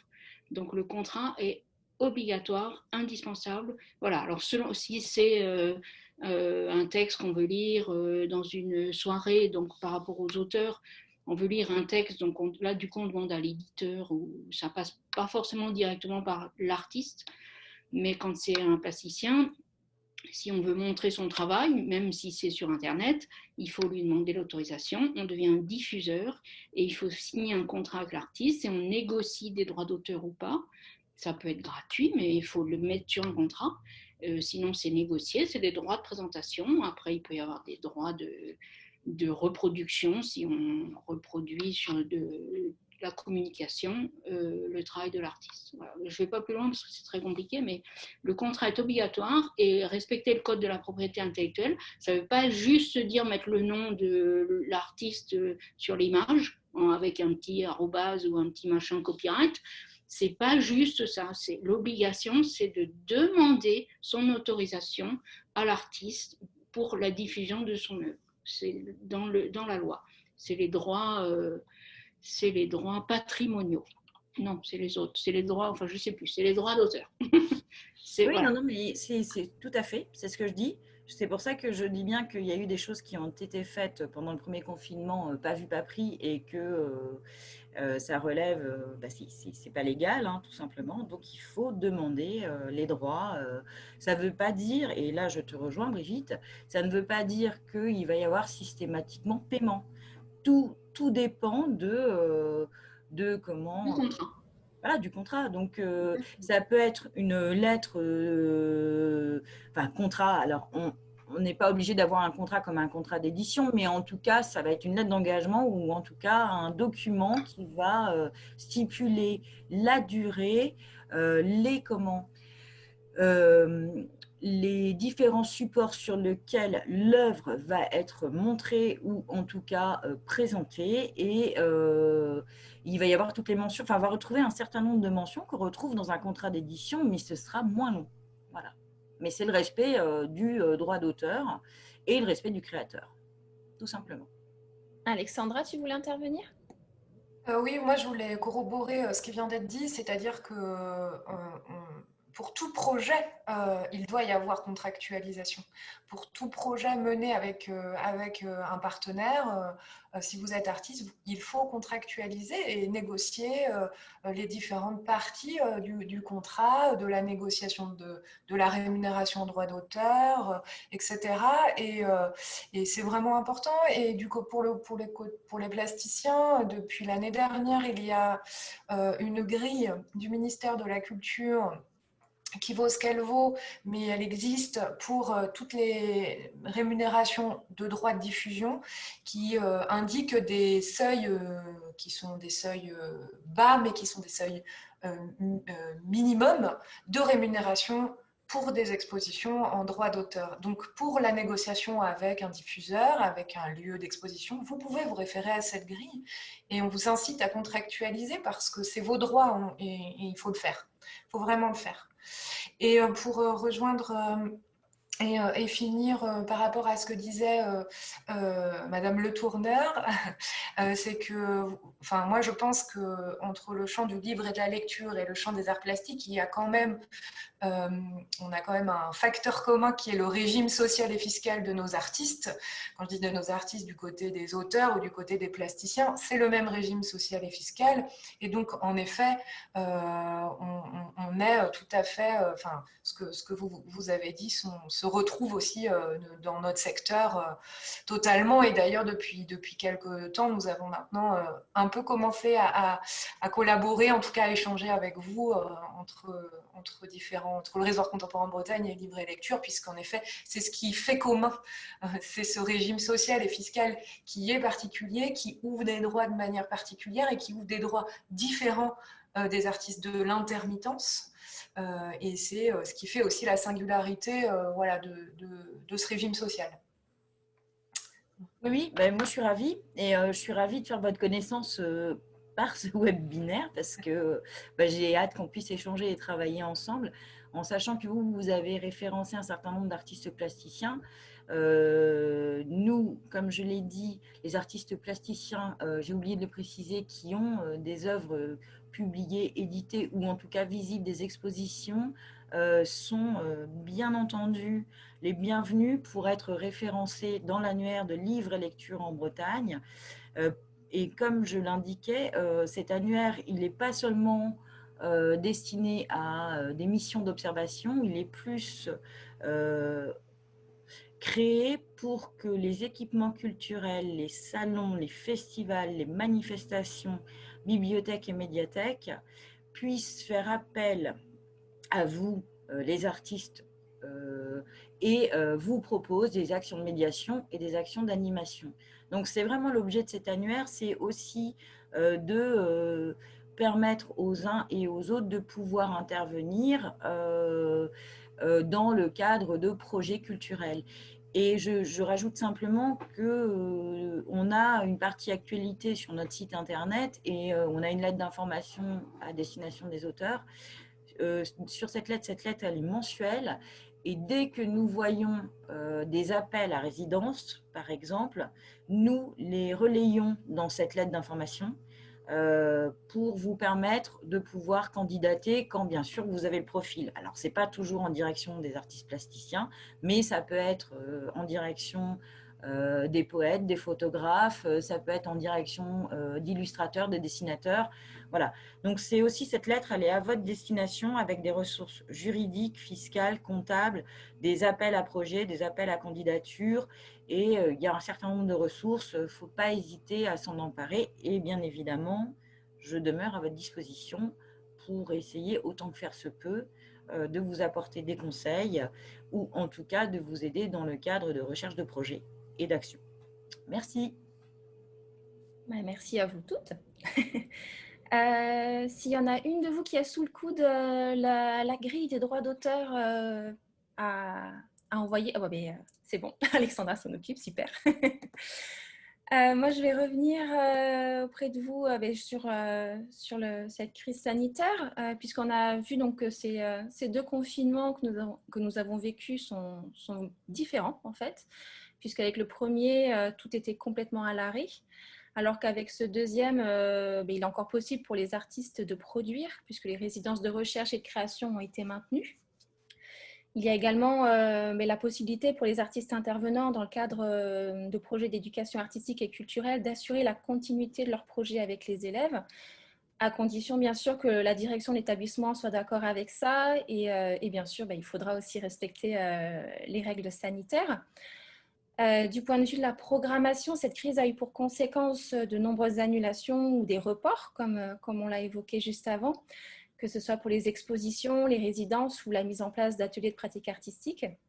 Là encore, donc on a pu voir un impact sur la dimension psychologique de chacun, que ce soit pour les artistes, mais aussi pour les structures culturelles, puisque il y a de la frustration de ne pas pouvoir tout simplement montrer un travail sur lequel on œuvre depuis des mois. Il y a aussi de la fatigue, de devoir se réinventer chaque instant, devoir trouver des plans B. Et on a pu aussi noter un certain découragement du fait de ne pas pouvoir se projeter sur le long terme. Mais malgré ça, on a quand même des exemples d'actions inspirantes ou intéressantes qui ont été mises en place, que ce soit par les artistes ou les structures culturelles, afin de permettre à l'art d'être toujours présent et visible aux yeux de tous. C'est vrai que les centres d'art et les musées ont produit beaucoup de ressources numériques afin de mettre en avant leurs collections, leurs expositions et les artistes. Je pense notamment au réseau Documents d'artistes qui, donc comme on l'a dit, qui édite en ligne des dossiers d'artistes contemporains de différents territoires. Donc ce réseau existe en Nouvelle-Aquitaine, en Auvergne-Rhône-Alpes, en Bretagne et en région PACA. Et il se trouve qu'en région PACA, par exemple, pour rendre le travail des artistes encore plus visible, depuis cette crise sanitaire, ils ont réalisé, en plus des dossiers en ligne, des vidéos qu'ils ont appelées Homework. Donc, ce sont des vidéos d'artistes chez eux qui permettent d'entrer dans l'atelier de l'artiste et de découvrir sa production. Donc, c'est à la fois un bel outil de médiation, mais cela permet également aux artistes de se faire connaître et de valoriser leur travail. Les artistes sont ainsi donc, invités en fait, à produire une parole pour rendre compte de leur travail, de leur recherche, de leur réflexion, dans ce contexte justement d'isolement social qui n'est pas évident pour tout le monde. On a aussi, je voulais aussi vous parler d'une autre action que je trouve intéressante. En fait, c'est le premier musée d'art sur le Covid-19 qui a vu le jour en mars 2020. Ça s'appelle The Covid Art Museum. En fait, ce musée expose des œuvres du monde entier sur Instagram. Donc, encore une fois, on est sur la dimension numérique. Dans tous les cas, là, ce sont des travaux artistiques exclusivement sur le thème du confinement et du virus. Ce musée donc, virtuel a été créé par des artistes de Barcelone. Et le but est, et je cite, de faire de ce compte Instagram la mémoire créative d'un moment unique dans l'histoire de l'humanité. J'ai trouvé ça plutôt intéressant. Voilà, je voulais vous en parler. Dans tous les cas, voilà, la crise sanitaire demande à tous aussi un grand travail de communication, puisque nous sommes privés du lien physique avec le public. Du coup, c'est vrai que la communication via les réseaux devient vraiment très importante. Et les librairies, justement, l'ont bien compris, puisque beaucoup d'elles se sont emparées du système click and collect afin de surmonter cette crise.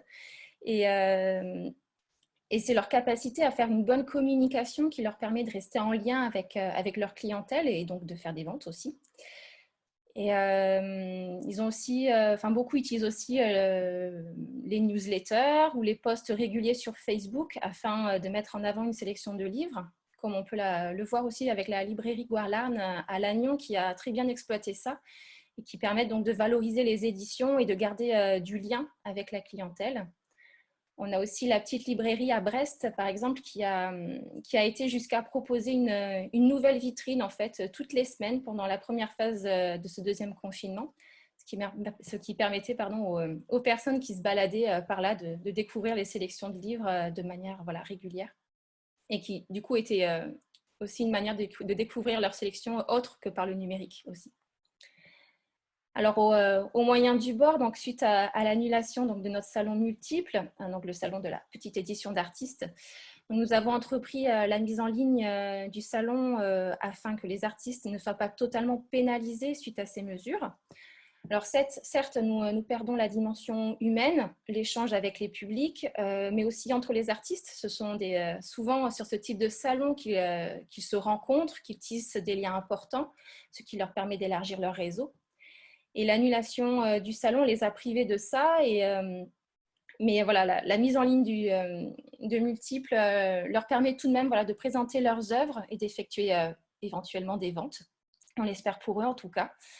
Alors ce site, nous avons fait le choix de rediriger les personnes intéressées par l'achat d'œuvres vers les artistes concernés, tout simplement parce que c'était trop lourd pour nous. Ça permet aussi au public d'entrer directement en contact avec l'artiste et donc d'avoir une certaine relation avec eux, ce qui est plutôt intéressant. Et c'est vrai que à l'heure actuelle, la plateforme multiple en ligne a accueilli beaucoup de monde. Jessica, peut-être que tu pourrais nous donner les chiffres si tu les as sous le coude. Dans tous les cas, on sait aussi qu'il y a eu des ventes. Alors, combien exactement on ne sait pas encore parce qu'en fait, on le saura à la fin, on aura une idée dans tous les cas à la fin du salon. Habituellement, le salon est sur 2 jours, mais là, vu qu'il est en ligne, on l'a fait durer jusqu'au 31 décembre afin de donner comme ça une petite chance à ces œuvres de se retrouver sous le sapin. Alors, il s'agit que d'une petite partie, une partie infime d'exemples d'actions mises en place suite à la crise sanitaire. Il en existe beaucoup d'autres. Et justement, j'ai invité à ce webinaire Dominique et Magda pour nous parler justement de leur expérience avec la Biennale de Gentilly, parce qu'ils ont su bien rebondir suite à toutes ces mesures. Je vous laisse la parole, Dominique et Magda. Bonjour tout le monde. Bonjour. Ce qu'il y a, c'est merci à tous. Alors, nous, on est des intrus parce qu'on n'est pas bretons, on est à Paris. Et on est venu pour l'exposition multiple. On a pu découvrir la région et l'équipe des Moyens du Bord. Et en vous écoutant tous, on a vraiment envie de vous rencontrer quand on reviendra dans le secteur, parce que déjà, c'est très vivant, c'est magnifique et voilà, ça nous donne réellement envie de venir vous voir. Et puis, il y a un dynamisme qu'on trouve toujours en Bretagne, qui n'est pas forcément dans toutes les régions. Et ça fait beaucoup de bien. Voilà. Donc, ça, c'est pour vous tous. Alors, qui sommes-nous? Donc, moi, je m'appelle Dominique Martigne, Magda Moraczewska, qui est à côté de moi. Et on n'est pas les organisateurs, on est les organisateurs principaux et un peu historiques de la Biennale de Gentilly, qui est une exposition qui se passe dans un vieux collège désaffecté des années 30, avec une cour apocalyptique envahie par la nature, qui sert de lieu d'exposition pour les associations un peu toute l'année, mais pas de manière très définie, qu'on investit donc tous les 2 ans pour la Biennale. Donc, on a un jury très indépendant qui choisit sur dossier des artistes qu'on va exposer dans un collège où ce ne sont pas des murs blancs avec des cimaises, mais où on leur demande d'investir complètement le lieu. Il faut dire c'est des salles de classe, des couloirs, des toilettes, des petits recoins, un réfectoire. Voilà. C'est vraiment pas. C'est un peu pionnier. Il faut retrousser les manches et il faut des fois s'y mettre à plusieurs. Voilà. Donc c'est très sympa. Personne n'arrive en disant tiens vous me posez ça là. Et d'ailleurs on prévient les gens attention, ça peut être difficile, quoi. Les murs sont décrépits, gris. Voilà. Il faut s'imposer. Voilà, donc ça, c'est la Biennale. Mais à part ça, en dehors d'être une exposition tous les 2 ans, nous, on fait vivre en permanence le site de cette Biennale de Gentilly. On relaie en permanence les expositions ou les nouvelles des artistes qui ont exposé ou pas, même des gens qu'on a rencontrés. Donc, on maintient une activité de communication en permanence et puis aussi une activité d'aide et de soutien. Parce que, bon, nous, on est artistes. En fait, vous nous avez parlé à nous pendant toute cette conférence et on est dans les situations que vous avez décrites. Et comme on est assez proche de la maison des artistes, donc on a des informations parfois assez fraîches qu'on transmet aux artistes et on se rend compte que beaucoup, malgré tout ce que vous dites là, et vous le dites avec beaucoup de talent et de manière très, très claire, il y a des gens qui ne comprennent absolument pas. Et notamment, par exemple, quand il y a eu la réforme de l'URSSAF, on a organisé une bi-rencontre avec la Maison des artistes et le syndicat des artistes. Et donc, on a fait venir plein de gens qui ne comprenaient vraiment pas des choses relativement simples. Et il y a des fausses informations qui circulent sur les réseaux, ce qui fait que les gens sont encore plus paumés. Donc, c'est vrai qu'il y a un réel besoin de communication et de soutien des artistes parce qu'on n'est peut-être pas, nous, très clairs non plus dans ce qu'on fait, puisqu'on est un peu des ovnis pour les autres, mais ça n'empêche que c'est parfois un peu complexe entre tout ce qui existe à droite à gauche et beaucoup sont vraiment perdus. Donc voilà, nous on essaye d'être un lien. Voilà. Donc ça c'est ce que nous sommes et ce qu'on fait avec la Biennale de Gentilly. Moi, par ça, on est artiste graveur et c'est pour ça qu'on a rencontré les Moyens du Bord. Voilà, bon, après, pour en revenir au projet, donc le projet dont on va parler, c'est les artistes confinés, où on a lancé un appel dans les réseaux des artistes qui suivent la Biennale, pas uniquement de tous ceux qui ont exposé lors de toutes les biennales, les 3 biennales qui ont lieu.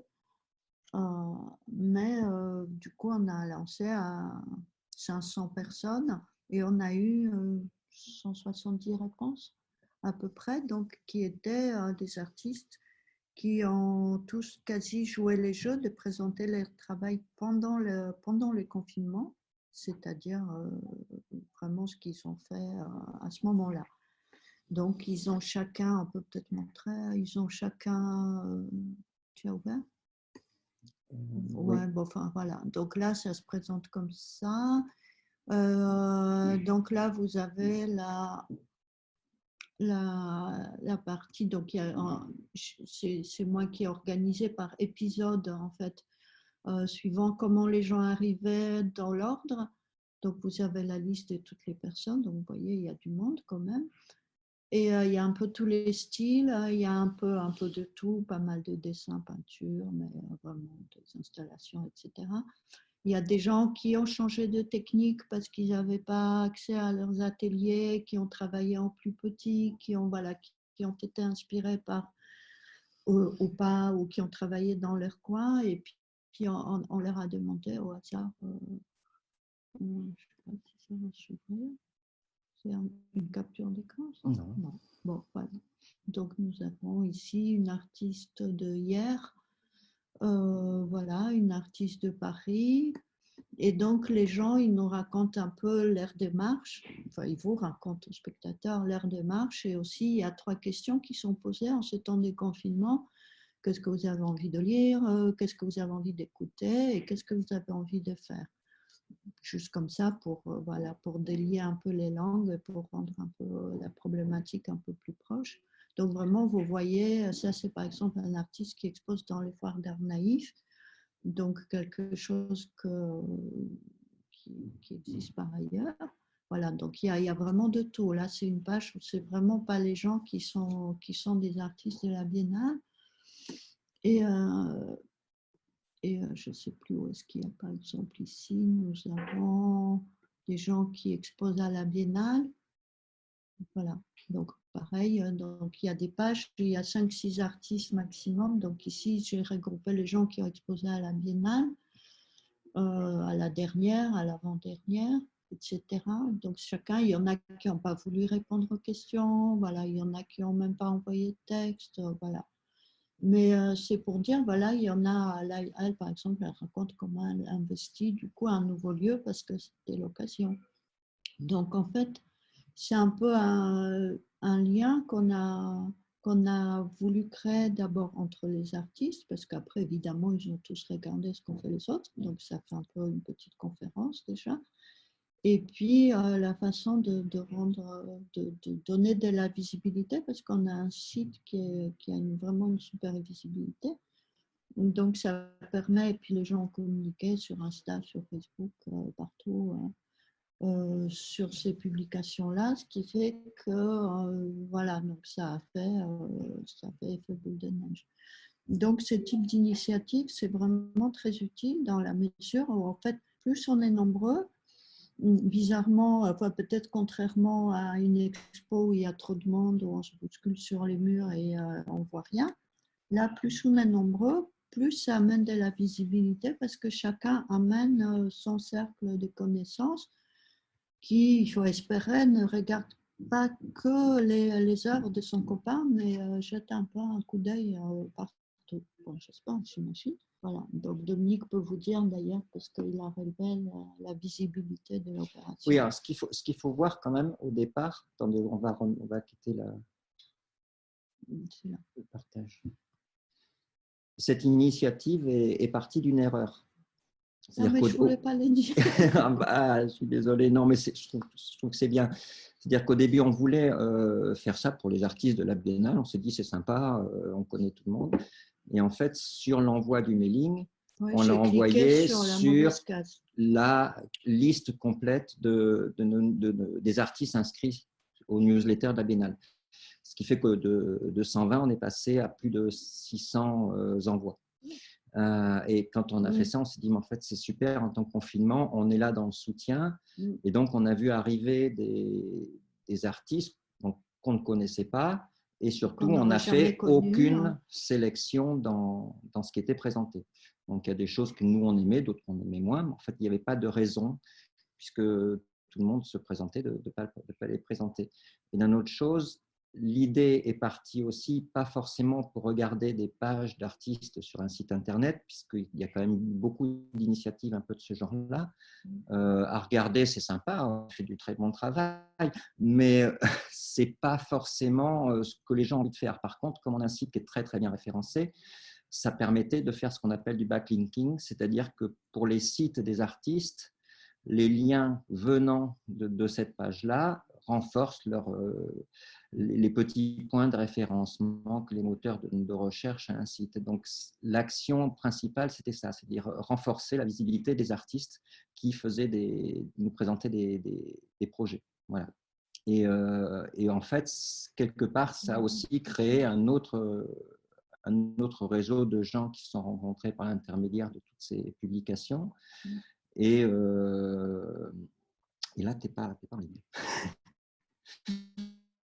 Voilà, en fait, c'est ça. On a créé du réseau, du soutien et du référencement pour les artistes. Voilà, je laisse la parole à Magda.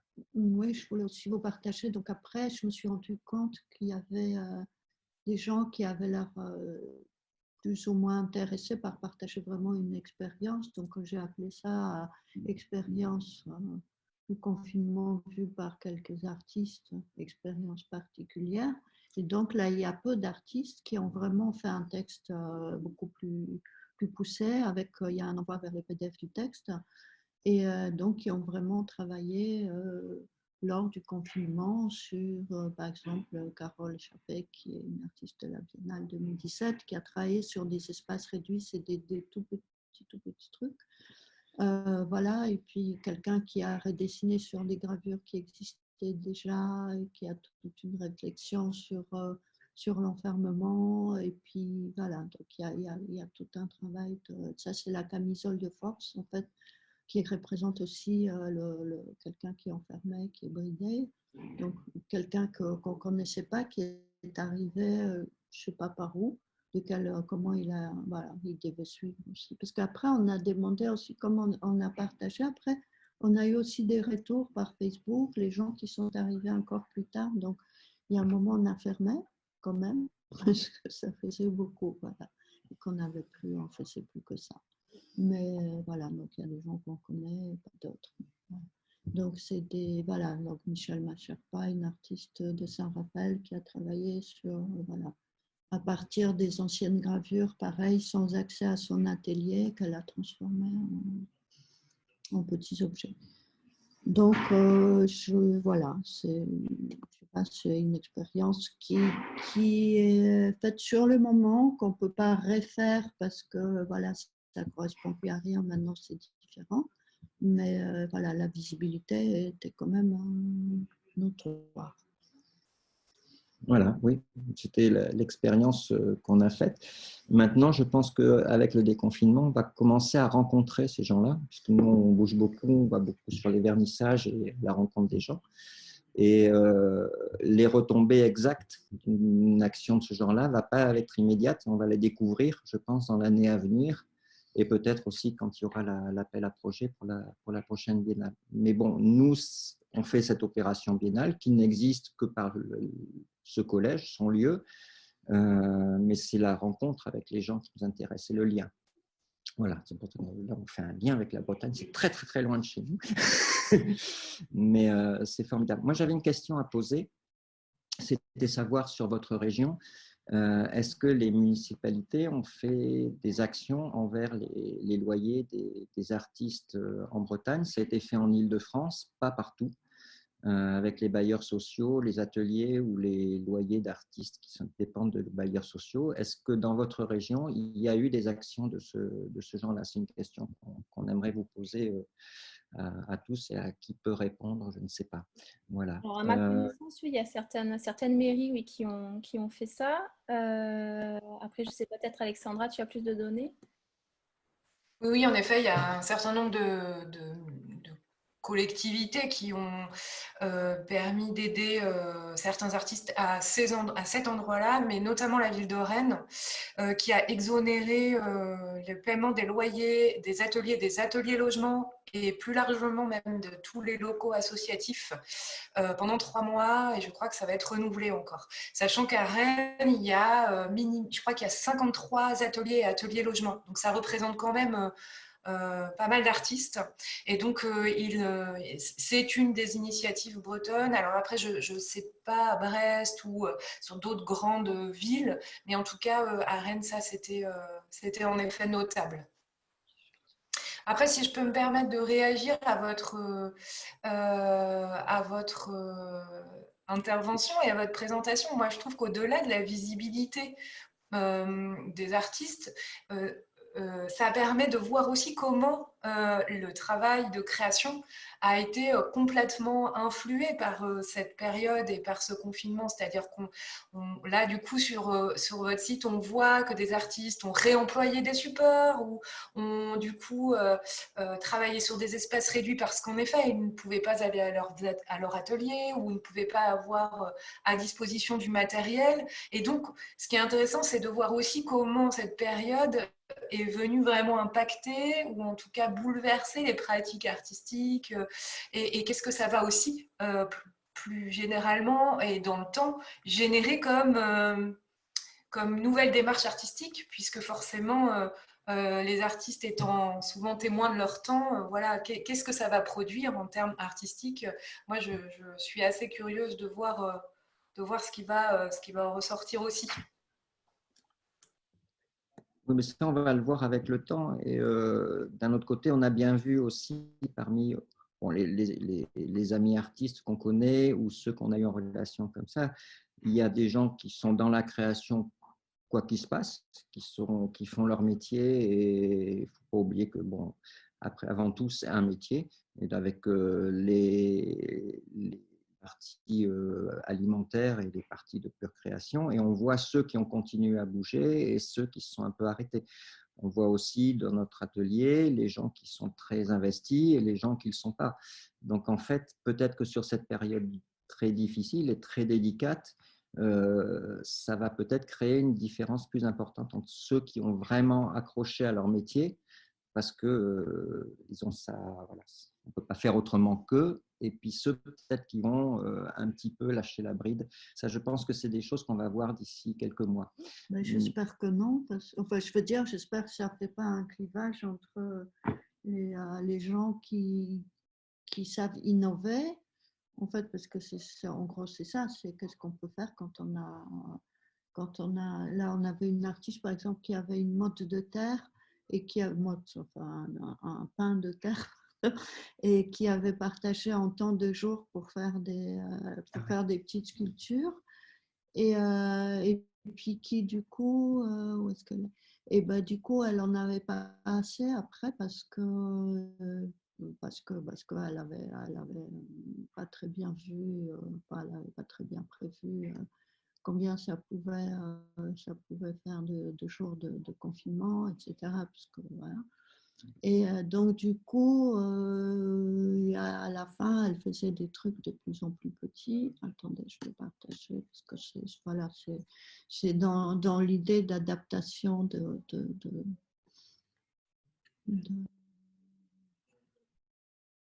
son travail. Donc, c'est ces travaux-là, vous voyez. Donc là, elle a mis la règle. Voilà. Donc, c'est des petits objets, alors que d'habitude, elle travaille vraiment autrement que ces pièces habituelles. Oui, donc elle a fait des pièces de voilà. 3-4 cm en Elle a fait. fait, voilà, elle a fait des pièces de son entourage immédiat, boîte de sardines, etc. Donc, c'est vraiment dire, voilà, j'étais chez moi et je illustrais ce que je voyais. Donc, c'est très rigolo à quel point on peut s'y prendre au jeu. Après, il y en a d'autres qui m'ont raconté leurs inquiétudes telles que ça les bloquait complètement et qui ne faisaient rien parce qu'ils crevaient de trouille, en fait, de façon générale. Ils étaient, voilà, c'est ça. L'artiste étant un peu une éponge de ce qui se passe autour, et il y avait aussi ceux qui passaient, au lieu de prendre un crayon et un papier, qui passaient leur temps devant les informations. Donc, j'espère que voilà, que ça, c'est pas rédhibitoire pour passer l'examen d'être un bon artiste, de ne pas avoir créé pendant les confinements, parce que ça peut arriver aussi qu'on soit complètement démuni parce que la situation est inhabituelle. Voilà, c'est juste ça. Voilà, et que ça reprend après parce qu'il y en a qui ont besoin d'une certaine zénitude, d'un certain cocon qui ne soit pas un enfermement, mais voilà, une vie normale, quoi. Voilà, mais c'est vrai que c'est un miroir de quelque chose, ce type de publication, c'est sûr. Voilà. Voilà. Je ne sais pas si vous avez des questions, vous spectateurs publics. N'hésitez pas à les poser dans le chat, on est encore là si besoin. Merci à tous pour votre partage d'expérience et de savoir. J'espère en tout cas que ça aura éclairé grand nombre d'artistes présents avec nous. Je ne sais pas si même entre vous, vous avez peut-être des réflexions à partager. Je sais pas.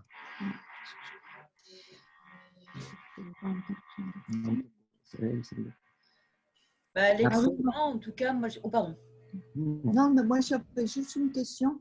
Est-ce que tous les commentaires là sur les côtés, après, ils disparaissent en fait? La conversation là, au moment je pense qu'ils disparaissent, oui. Ah, on va faire une capture d'écran. Ah oui, parce qu'on n'a pas pu cliquer sur tous les liens. Mais après, oui, au pire, je vous les enverrai. Je vous enverrai les liens. En tout cas, voilà, pour nous, c'est merci à tous et on est très heureux de partager cette expérience qu'on a faite et qui s'est un peu produite à droite à gauche. Et voilà, merci. Alors, on a une question justement. Est-ce que pour vous, est-ce que vous pensez en fait que les nouvelles modalités de démonstration du travail artistique vont perdurer une fois la crise finie? Est-ce que je comprends pas pardon, je ne comprends pas exactement bien la question. Est-ce que les nouvelles modalités de démonstration du travail artistique vont perdurer une fois la crise finie?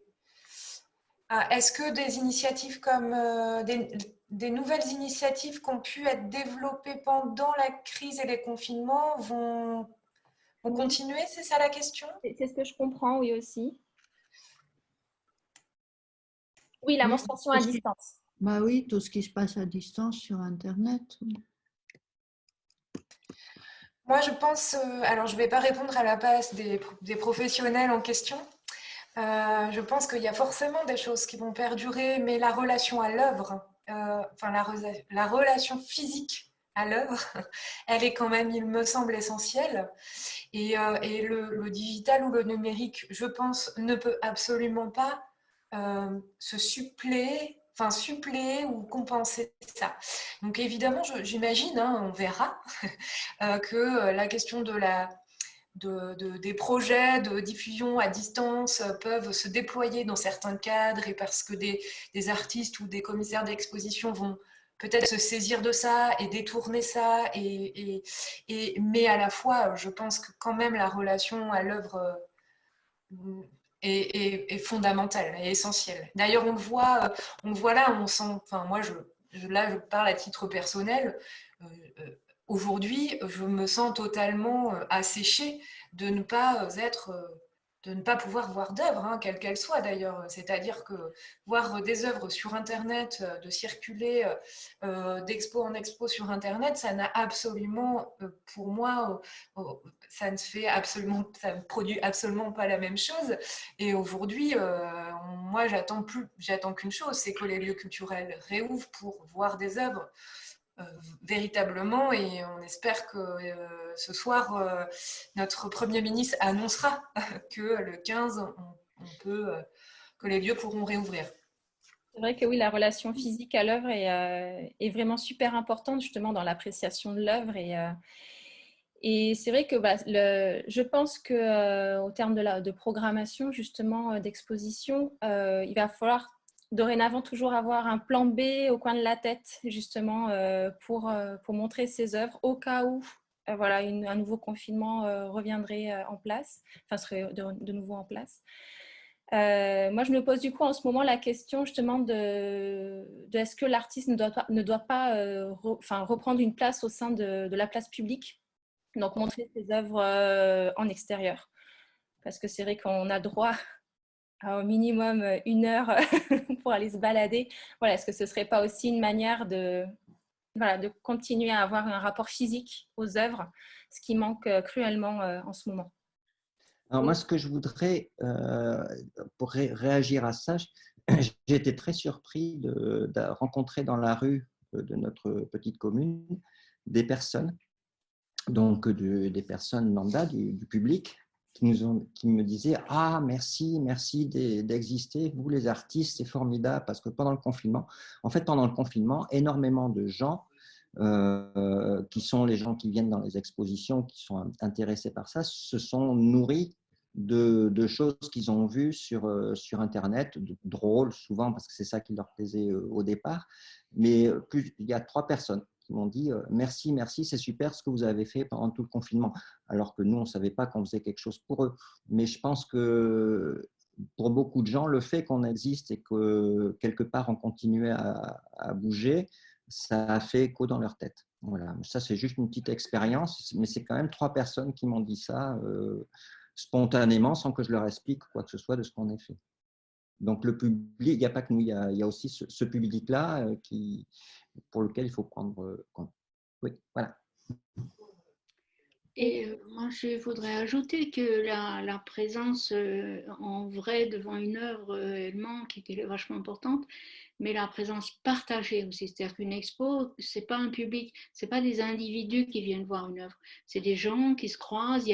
C'est comme quand on va au théâtre, il y a une ambiance, une respiration, même si c'est pas tout à fait pareil, mais le fait que les gens soient ensemble à regarder quelque chose ou à circuler dans une exposition, c'est pas la même chose que quelqu'un tout seul. Alors devant son écran, en plus, c'est pire que pire, mais voilà. Et c'est vrai que même les vernissages aussi, c'est une occasion pour les artistes de se rencontrer, de faire du réseau. Et là, ils sont clairement privés de ça. Donc voilà, il y a plein de choses à réinventer en fait. Et pour répondre à la question, est-ce que la digitalisation ne permet pas de gagner de nouveaux publics? Je suis d'accord avec ça. C'est vrai que du coup, on peut diffuser les expositions, l'art. Voilà, c'est vraiment hors les murs. D'un point de vue géographique, on va vraiment beaucoup plus loin. Mais mine de rien, voilà, le rapport à l'œuvre n'est pas là.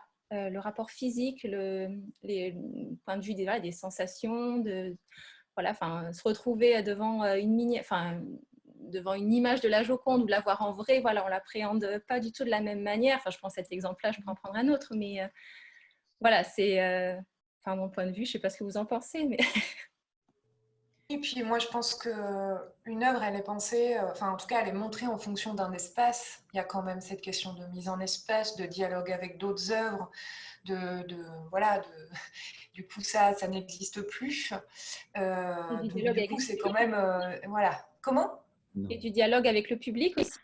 Et du dialogue avec le public, oui, tout à fait. Et puis, ce qui manque aussi, c'est la question de la médiation, puisque la plupart des lieux, en tout cas des lieux d'art contemporain, quand vous poussez la porte, vous avez des personnes pour vous accompagner, pour voilà, discuter avec vous des œuvres, de la démarche artistique, de qu'est-ce que ça raconte, comment ça fait écho. Et là, ça n'existe plus non plus, en tout cas plus de cette manière-là. Et c'est voilà, c'est quand même dommage. Moi, j'ajouterais que la digitalisation, alors je ne parle pas que des œuvres, mais je vais parler pour le livre. Il y a moins 50% de fréquentation dans les bibliothèques et médiathèques, malgré les présentations en numérique et tout ce qu'ils ont pu faire comme action de médiation.